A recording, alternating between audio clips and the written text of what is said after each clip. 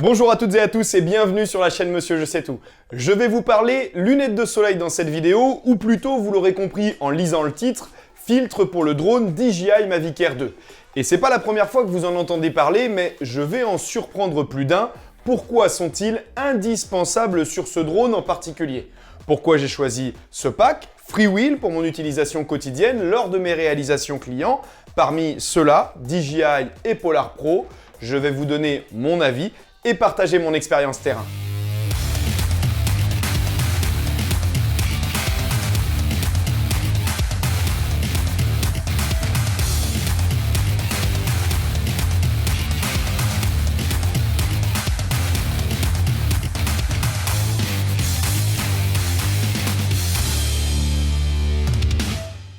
Si vous avez récemment acquis un drone DJI Mavic Air 2, en l'occurrence pour la compatibilité avec ces packs, ou que vous allez le faire, et que vous vous intéressez de plus en plus à la qualité de vos réalisations, de vos créations audiovisuelles ou photos, je vais vous présenter ce qui pour moi est le premier accessoire à acquérir avec le R2. Et pourquoi, malgré l'achat d'un premier set de filtres, les DJI avec le pack More Combo, et la chance qui m'a été offerte de les comparer au Polar Pro, j'ai choisi de chercher ailleurs pour m'offrir le meilleur résultat possible, en tout cas avoir une palette pour affiner mes choix, et c'est les Freewheel qui m'ont convaincu. Cette vidéo sera composée en 3 parties. La première, un rappel pour les passionnés experts ou ceux qui sont déjà abonnés à la chaîne. Rapidement, pourquoi utiliser un filtre, la raison technique. En deuxième partie, la découverte de ce pack complet, Freewheel, une présentation de sa composition. L'objet de la vidéo ne sera pas de les comparer avec ces sets des fabricants DJI et Polar Pro que j'ai également testés et utilisés en mission, mais vous comprendrez que mon avis en tient compte si j'ai décidé de vous présenter ce set complet plutôt que les autres. Et enfin, en troisième partie, on découvrira des cas concrets tournés sur le terrain, des images avec et sans filtre. J'ai pas pu trouver toutes les situations d'utilisation, ça a peu d'intérêt, je vous l'expliquerai, mais les principales pour vous permettre de juger par vous-même et constater le gain de qualité, la nécessité pour combler en partie parfois les défauts du R2. Pour débuter, pourquoi utiliser des filtres pour son drone et particulièrement le DJI Mavic Air 2? Lorsqu'on acquiert un drone à ce tarif, on souhaite forcément réaliser des images de qualité et outre le pilotage pour réussir son cadrage, c'est la qualité de nos images qui nous préoccupe le plus. Si les professionnels sauront parfaitement de quoi on parle, et oui, certains pilotes professionnels, comme moi, utilisent le DJI Mavic Air 2 dans certains cas, en intérieur par exemple, ou pour des plans aériens additionnels sur certaines réalisations. Pour réussir une belle image qui sublimera encore plus les paysages que vous filmerez, prenez le temps de régler votre caméra. Utilisez-la en mode manuel. Surtout que le mode automatique du Mavic Air 2 n'arrange rien et génère très souvent du bruit, en jouant sur les ISO en faible luminosité durant les Golden Hours, les plus belles heures de la journée au lever et au coucher du soleil, dont beaucoup d'entre vous sont friands et donc déçus de ce drone puisque c'est son point faible. Dans ces cas, il ajoute facilement du grain numérique, du fourmillement dans les noirs. Lors de vos missions ou balades, prenez du temps pour cette étape de réglage manuel, elle est aussi importante que de veiller à votre sécurité et à une bonne préparation des vols. Les rappels généraux de ces réglages. On filme toujours en 24 ou 25 images par seconde. 25 c'est la norme en Europe, même si le drone monte à 60 images par seconde, en normal je parle, pas lors de vos captations en slow motion bien sûr, où vous pouvez choisir 50 par exemple pour le diviser par 2 au montage pour obtenir 25. Le choix de 25 c'est donc une première base pour créer l'effet phi, qui permet à votre cerveau, lorsqu'il visionnera ces images, de reproduire le flou de mouvement naturel et donc reproduire la réalité. Augmenter ce nombre d'images par minute accentuera les détails et les images seront moins naturelles. Mais pour du suivi de chantier, des prestations techniques par exemple, ce choix pourra quand même s'avérer judicieux dans certains cas. Dans mes précédentes vidéos, certains m'ont interrogé sur la raison pour laquelle je considérais ces réglages de façon formelle, comme s'il n'y avait pas d'autre possibilité. Certains échangent argumentant qu'ils filmaient en full automatique, tout automatique, avec le DJI Mavic Air 2 à 60 images par seconde et qu'ils étaient très satisfaits du résultat. Mes enfants regardent Peppa Pig en dessin animé. C'est des gros ronds, moches, mal dessinés qui se prennent pour des vrais cochons. Et pourtant, ça leur plaît. Et ça fait un carton dans le monde entier. Faites ce qui vous fait plaisir. Mais quoi que vous choisissiez, une nouvelle fois, je le répète, votre cerveau ne reproduira pas cette belle image, cette osmose entre les paysages, si vous êtes au-dessus de 25 images par seconde. C'est un fait certain et vous vous passez d'un réglage capital. Mais attention, dans tous les cas, ce n'est pas le seul réglage pour y parvenir. La vitesse d'obturation, le shutter speed, l'obturateur vient scinder la quantité de lumière entrante, comme nos paupières. C'est imperceptible pour conserver l'effet recherché, l'effet d'une image cinématographique. Il doit être réglé au double du nombre d'images par seconde. C'est simple, 25 images par seconde, donc shutter speed à 1/50e.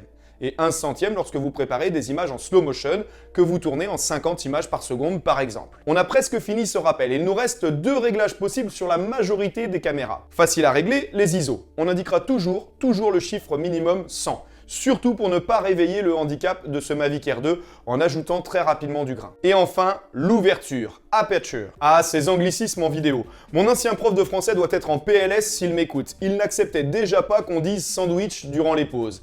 J'ai jamais su si c'était pour ma santé ou son amour pour le Canada que je partage. Bref.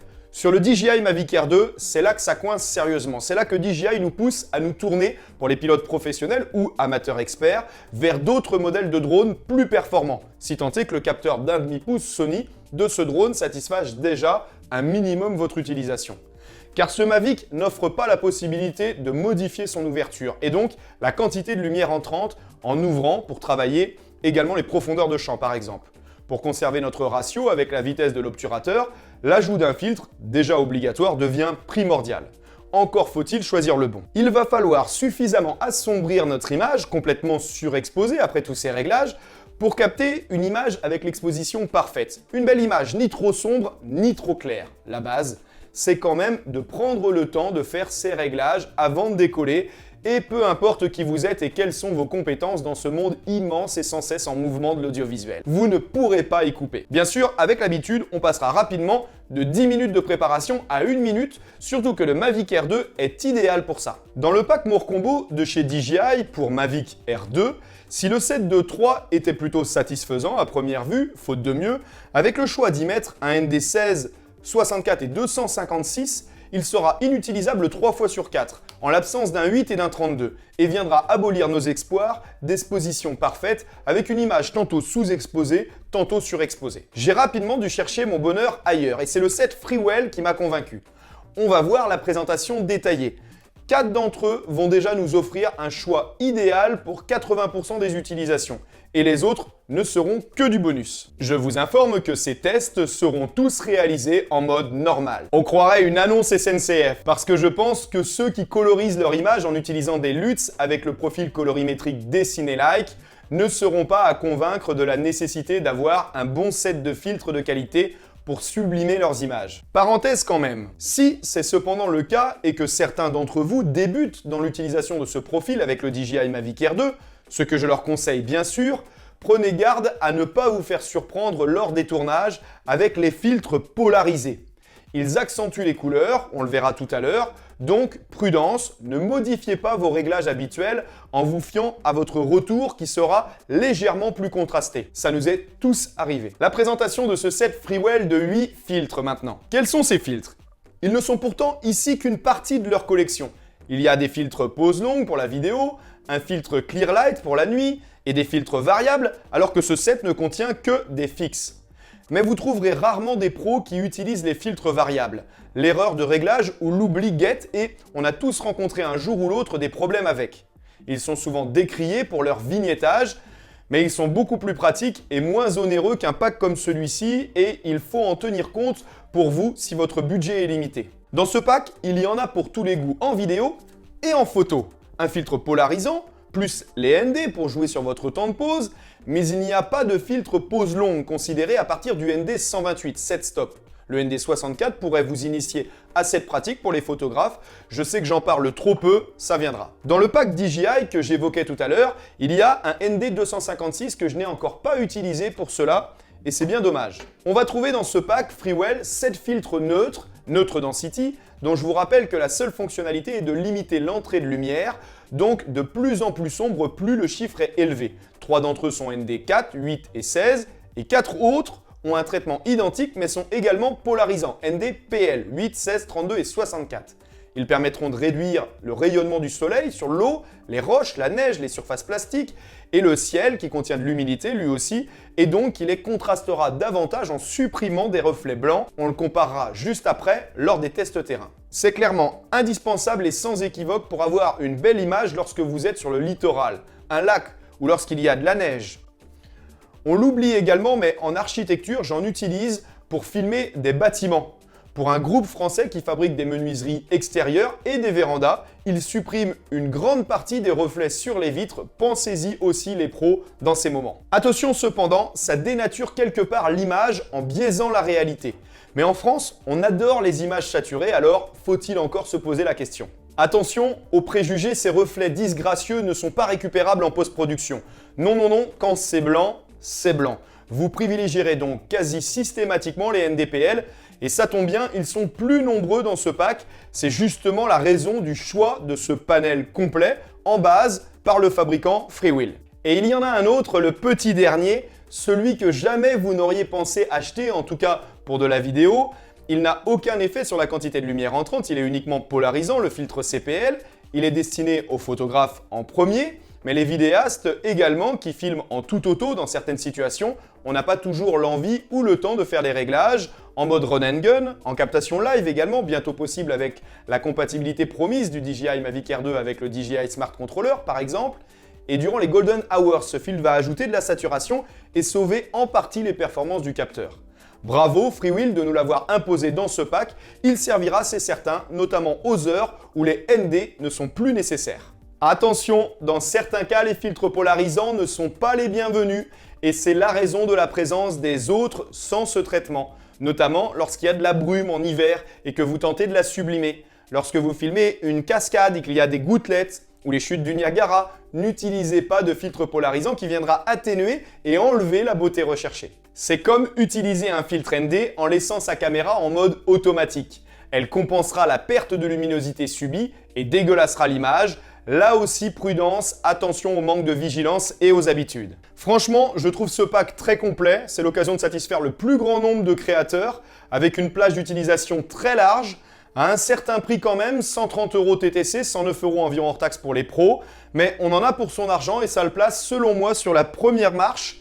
Et ce, malgré la suprématie autoproclamée des filtres Polar Pro de plus en plus discutables selon moi. Leur installation maintenant, avec délicatesse, le drone sur le dos, éteint bien sûr pour ne pas forcer comme un bœuf sur les moteurs et les endommager. Je déconseille cette manipulation à toutes les personnes équipées de 2 mains gauches et 10 pouces. Il faut y aller cool, les filtres sont robustes mais la manipulation est délicate et fragile de par la taille des pièces à manipuler. Mais une fois que vous aurez collé les traces de vos gros doigts dessus, en espérant que ce soit sur la face extérieure, on pourra les effacer avec la petite lingette fournie.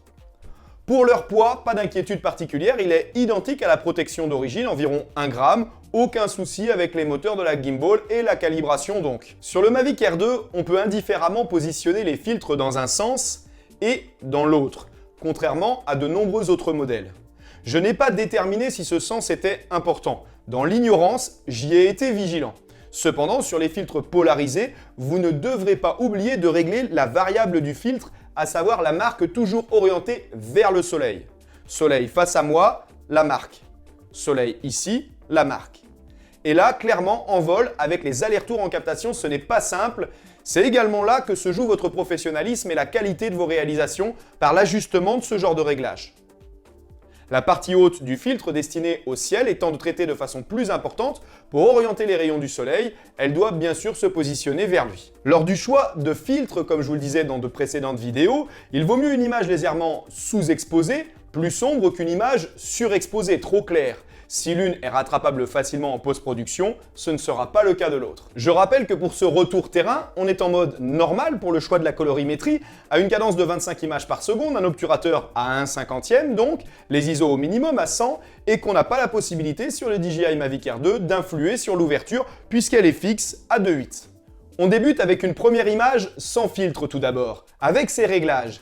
Et on voit vite que c'est inexploitable, à moins d'activer le mode automatique, mais on perd l'effet cinématographique recherché, bien que le capteur Sony fasse très bien son travail, car si la cadence restera inchangée, le shutter speed va s'adapter.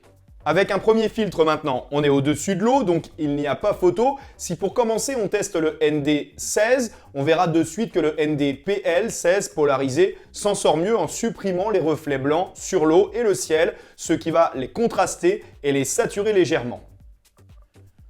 On peut cependant constater que c'est exploitable, mais légèrement trop clair, sans parler de surexposition quand même. Dans cette situation, on va chercher à avoir plus d'aisance au montage, comme je vous le disais tout à l'heure, et on va mettre le ND-PL32. Nul besoin de poursuivre la démonstration sur les filtres de densité neutre, non polarisants. Les deux autres ND du pack, le ND4 et le ND8, vous avez déjà compris leur intérêt lorsqu'il y a peu de lumière le matin ou en fin de journée. Dans cette scène test au lac de Villeneuve-de-la-Raho, dans les Pyrénées-Orientales, avec le soleil au zénith, c'est le ND-PL32 qui va clairement être mon choix. Il me permet de conserver mes réglages tout en offrant des informations dans les noirs, donc légèrement sous-exposé sans incidence, comme me le confirme mon histogramme à gauche, donc pour les noirs, il n'est pas à 100%. J'ai monté ensuite le ND-PL64. Pour vous montrer la différence, bien sûr cette fois-ci c'est trop sombre, plus d'informations dans les noirs, même la post-production n'y changera rien. À l'extrême, je l'avais oublié, je vous montre quand même le ND-PL8 qui est beaucoup trop clair et c'est surexposé, on ne voit plus de détails dans le ciel. Une image avec un petit rappel des 4 filtres ND-PL en fenêtre. Et pour terminer, le filtre CPL polarisé pour vos voyages par exemple ou les prises de vue en mode automatique en run and gun. Je ne sais pas si sur ce rush on peut vraiment s'en rendre compte, mais l'effet cinématographique n'est plus conservé puisque la vitesse du shutter speed a augmenté pour s'adapter à la luminosité en mode automatique donc. Un petit mot sur leur colorimétrie. Ils ont très légèrement tendance à accentuer les verts, mais c'est très subtil comme retour. Là où les Polar Pro, fidèles à leur signature, tireront sur les jaunes ou sur le côté or. C'est tellement subtil comme différence que je vous avoue parfois ne pas en être convaincu. Lorsque je constate la qualité du traitement fidèle à la réalité, tous ces fabricants font aujourd'hui des produits de très bonne facture et sont à la hauteur de leur réputation. Freewheel les garantit d'ailleurs même à vie. La qualité de finition également de la boîte est satisfaisante pour les transporter, pour les manipuler. On ne s'en mêle pas les pinceaux, c'est idéal et c'est très plaisant. En conclusion, c'est clairement pour moi, et je le confirme, le premier accessoire indispensable à acquérir avec son drone DJI Mavic Air 2. J'espère avoir été le plus complet possible et avoir répondu à toutes vos interrogations. J'adore partager mes coups de cœur, des produits lorsqu'ils le méritent comme celui-ci, et je tâcherai de continuer si ça vous plaît. Je vous en présenterai rapidement d'autres pour ce drone, comme je vous l'avais promis. Abonnez-vous si ce n'est pas déjà fait, ça me motive et ça me fait plaisir. C'est comme un coup de pouce, c'est toujours le bienvenu. Donnez-moi également votre avis, vos retours sur ce produit si vous l'utilisez déjà, sur ces filtres, ou si vous avez toute autre question. D'ailleurs, j'essaye de répondre à tous les commentaires. Merci et à très vite. Ciao.